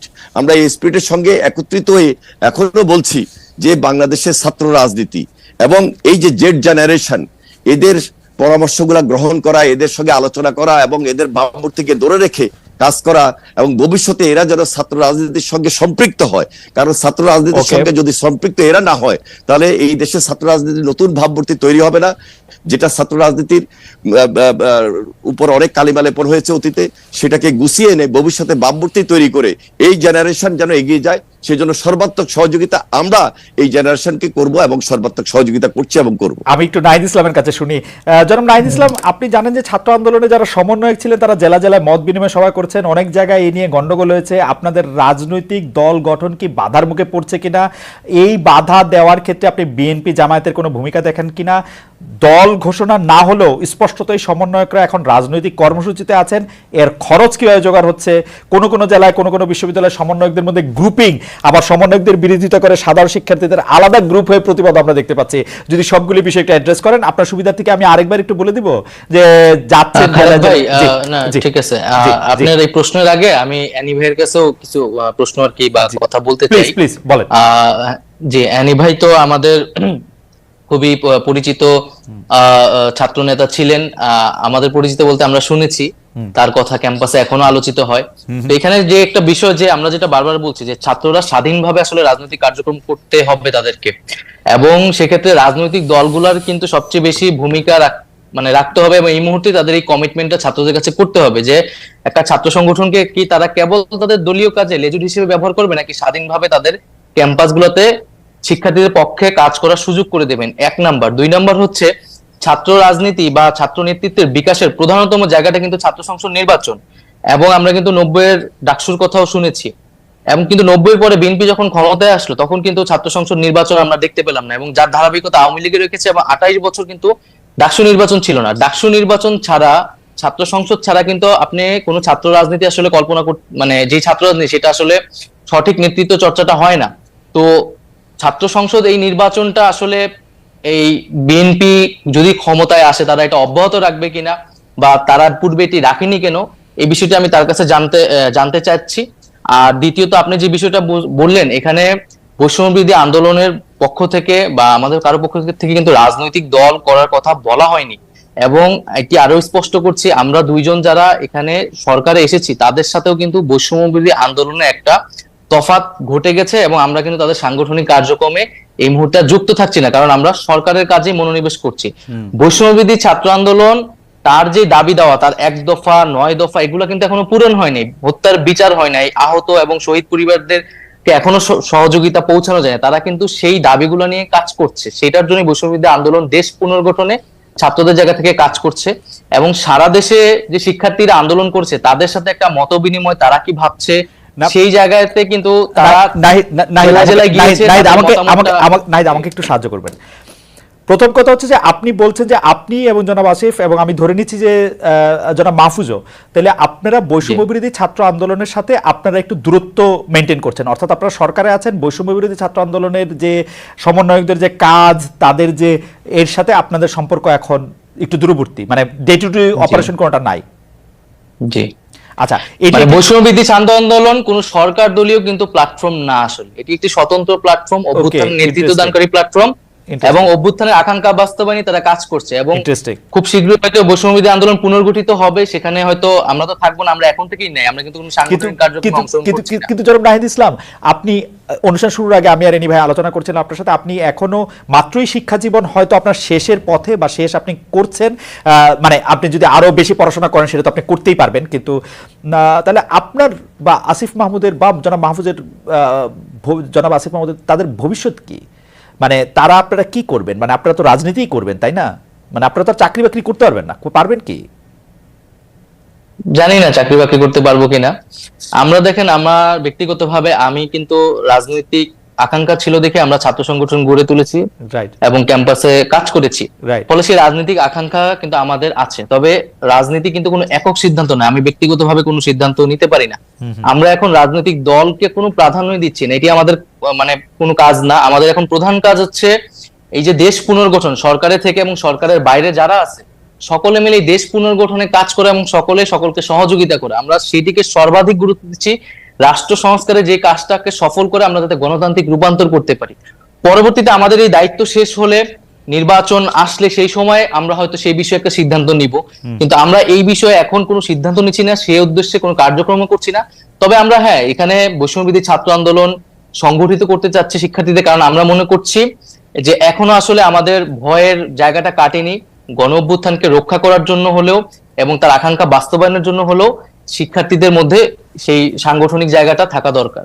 নাই, এ ব্যাপারে আমার কৌতূহল আসলে একটু বেশি, সেজন্য আমি একটু জানতে চাচ্ছি যে সত্যি আমি যদি মানে I can feel for you, যে ধরেন আমি এখন আসছি, এখন এটা 1 বছর থাকবো, 2 বছর থাকবো, 3 বছর থাকবো সরকারের জন্য, সেটা আমি জানি না।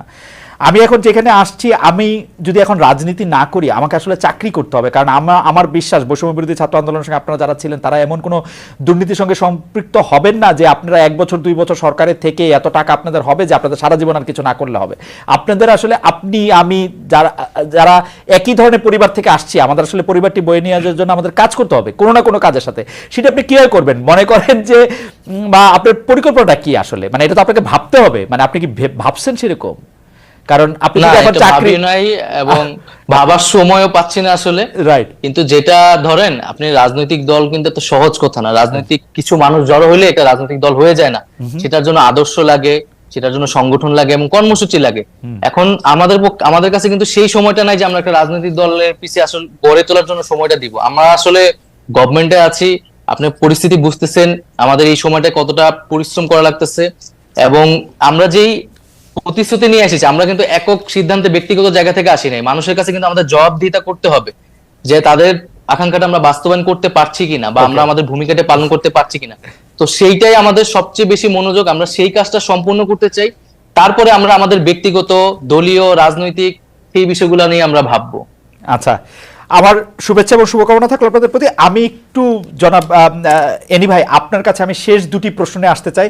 এই দুটি প্রশ্নের মধ্যে থেকে প্রথম প্রশ্নটি হচ্ছে যে আওয়ামী লীগ সরকারের বিরুদ্ধে আপনাদের বড় দুটি অভিযোগ ছিল যে বেগম খালেদা জিয়াকে চিকিৎসার জন্য বিদেশে যেতে দেওয়া হচ্ছে না। আমরা দেখেছি এই সরকার, অন্তর্বর্তী সরকার ক্ষমতা গ্রহণের মধ্যে দ্রুততার সাথে বেগম খালেদা জিয়ার মামলার ব্যাপারটি নিষ্পত্তি করা এবং তার পাসপোর্ট ফিরিয়ে দেওয়ার একেবারে চেষ্টা করেছে, কিন্তু বেগম খালেদা জিয়ার বিদেশে যেতে কি আসলে কোনো বাধা রয়েছে কিনা, তিনি দেশে যাচ্ছেন না কেন?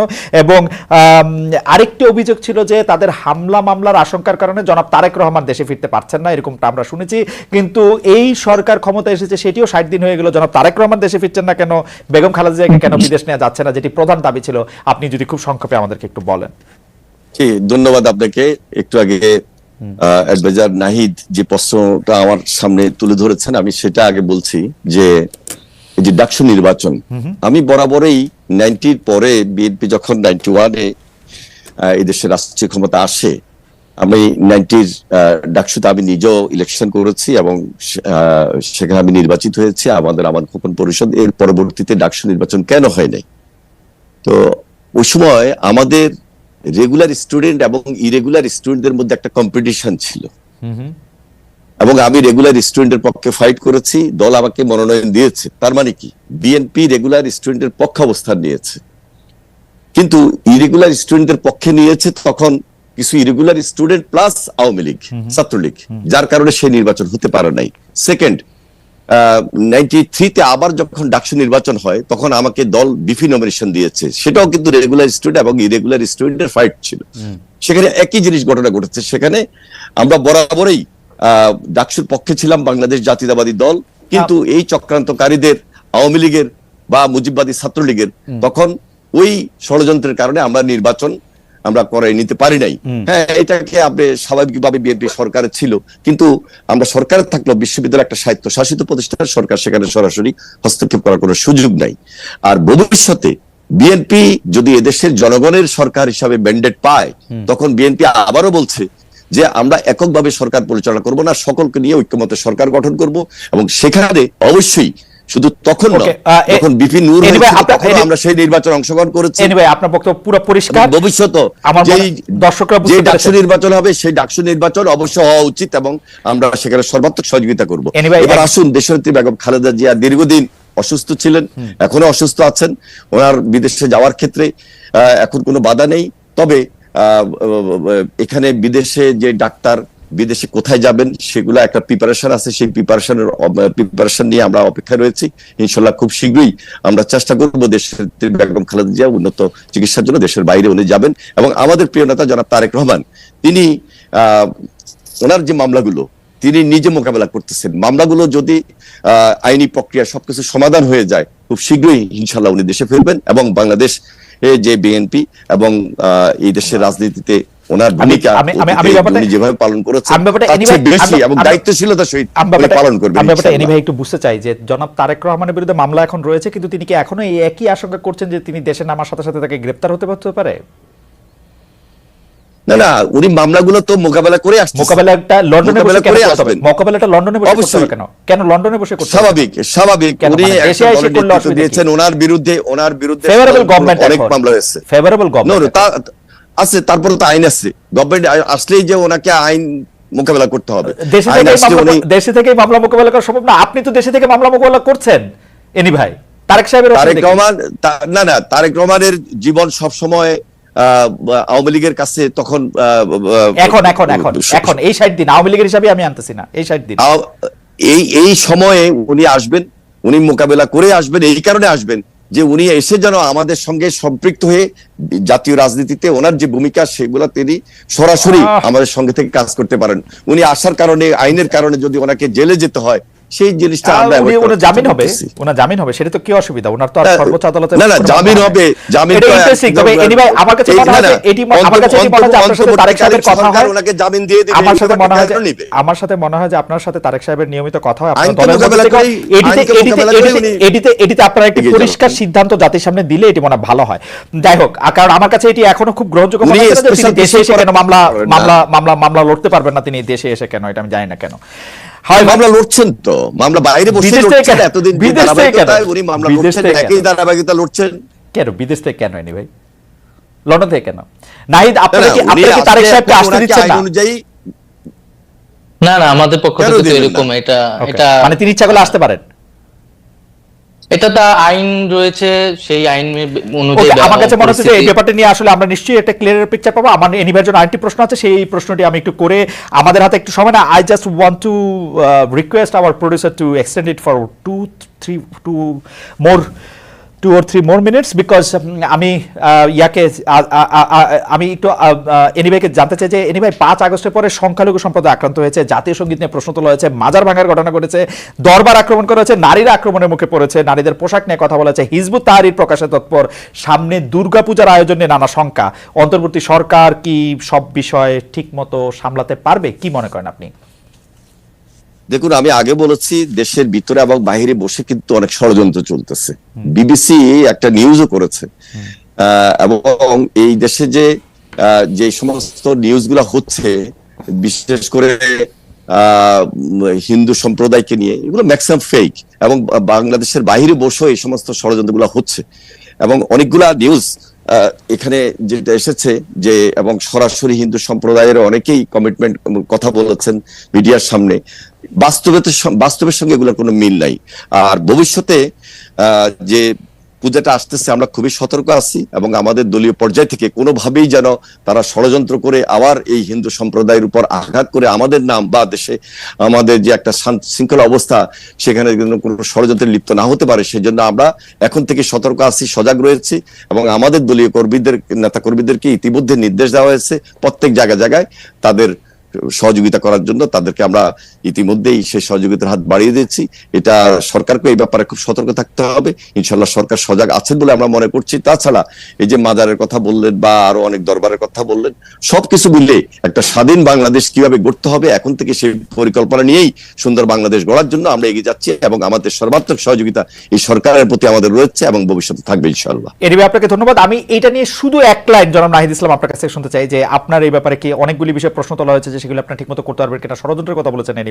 নাহিদ, আপনি যদি একটু শেষ কথা বলতেন, আমরা শেষ করে দিব, আমাদের অনুষ্ঠান শেষ আসলে। না, অবশ্যই এই বিষয়টা আমরা কিন্তু 5ই আগস্টের পর থেকে বারবার বলেছি যে আমাদের এখানে সকলের সমান অধিকার, নাগরিক অধিকার নিশ্চিত করতে আমরা চাই। আমরা সংখ্যালঘু সম্প্রদায়ের সাথে বারবার বসেছি। আমি নিজে দীঘিনালায় গিয়েছি পাহাড়ি বাঙালি দ্বন্দ্বের পরে, এবং আমরা এই বিষয়ে সতর্ক আছি, এবং আমরা বাংলাদেশের মানুষও এই বিষয়ে সচেতন আছে, এবং ঐক্যবদ্ধভাবেই আমরা সামনের যে কোনো এই ধরনের পরিস্থিতিকে মোকাবেলা করতে পারবো, এবং সকলকে সেই জনাব নাহিদ ইসলাম, আপনাকে আমরা অনেক নিশ্চিত অনেক করতে ধন্যবাদ। পারবো। অনেক ধন্যবাদ জনাব শহীদুদ্দিন চৌধুরী এনি। আপনার সাথে কথা বলে অনেক বিষয় নিশ্চয়ই আমাদের দর্শকরা পরিষ্কার হয়েছেন। আপনি জেনে খুশি হবেন 52,000-এর বেশি দর্শক লাইভ এই অনুষ্ঠানটি দেখেছেন। জনাব নাহিদ ইসলাম, আপনাকেও অনেক ধন্যবাদ, এবং দর্শকরা আপনাদেরকে এপ্রিশিয়েট করেছেন আপনাদের মূল্যবান সময়ের জন্য। আমরা আমাদের সম্পূর্ণ ঠিকানা টিভির পক্ষ থেকে, নিউ ইয়র্কের ম্যানহাটন থেকে আপনাদের দুজনকে অনেক ধন্যবাদ এবং কৃতজ্ঞতা জানাই। আমরা নিশ্চয়ই ভবিষ্যতে আরো অতিথিদের নিয়ে আসবো, এইসব অতিথিদেরকেও অনেক রকম প্রশ্ন করবো। সেই পর্যন্ত আপনাদের সবাইকে অনেক অনেক ধন্যবাদ।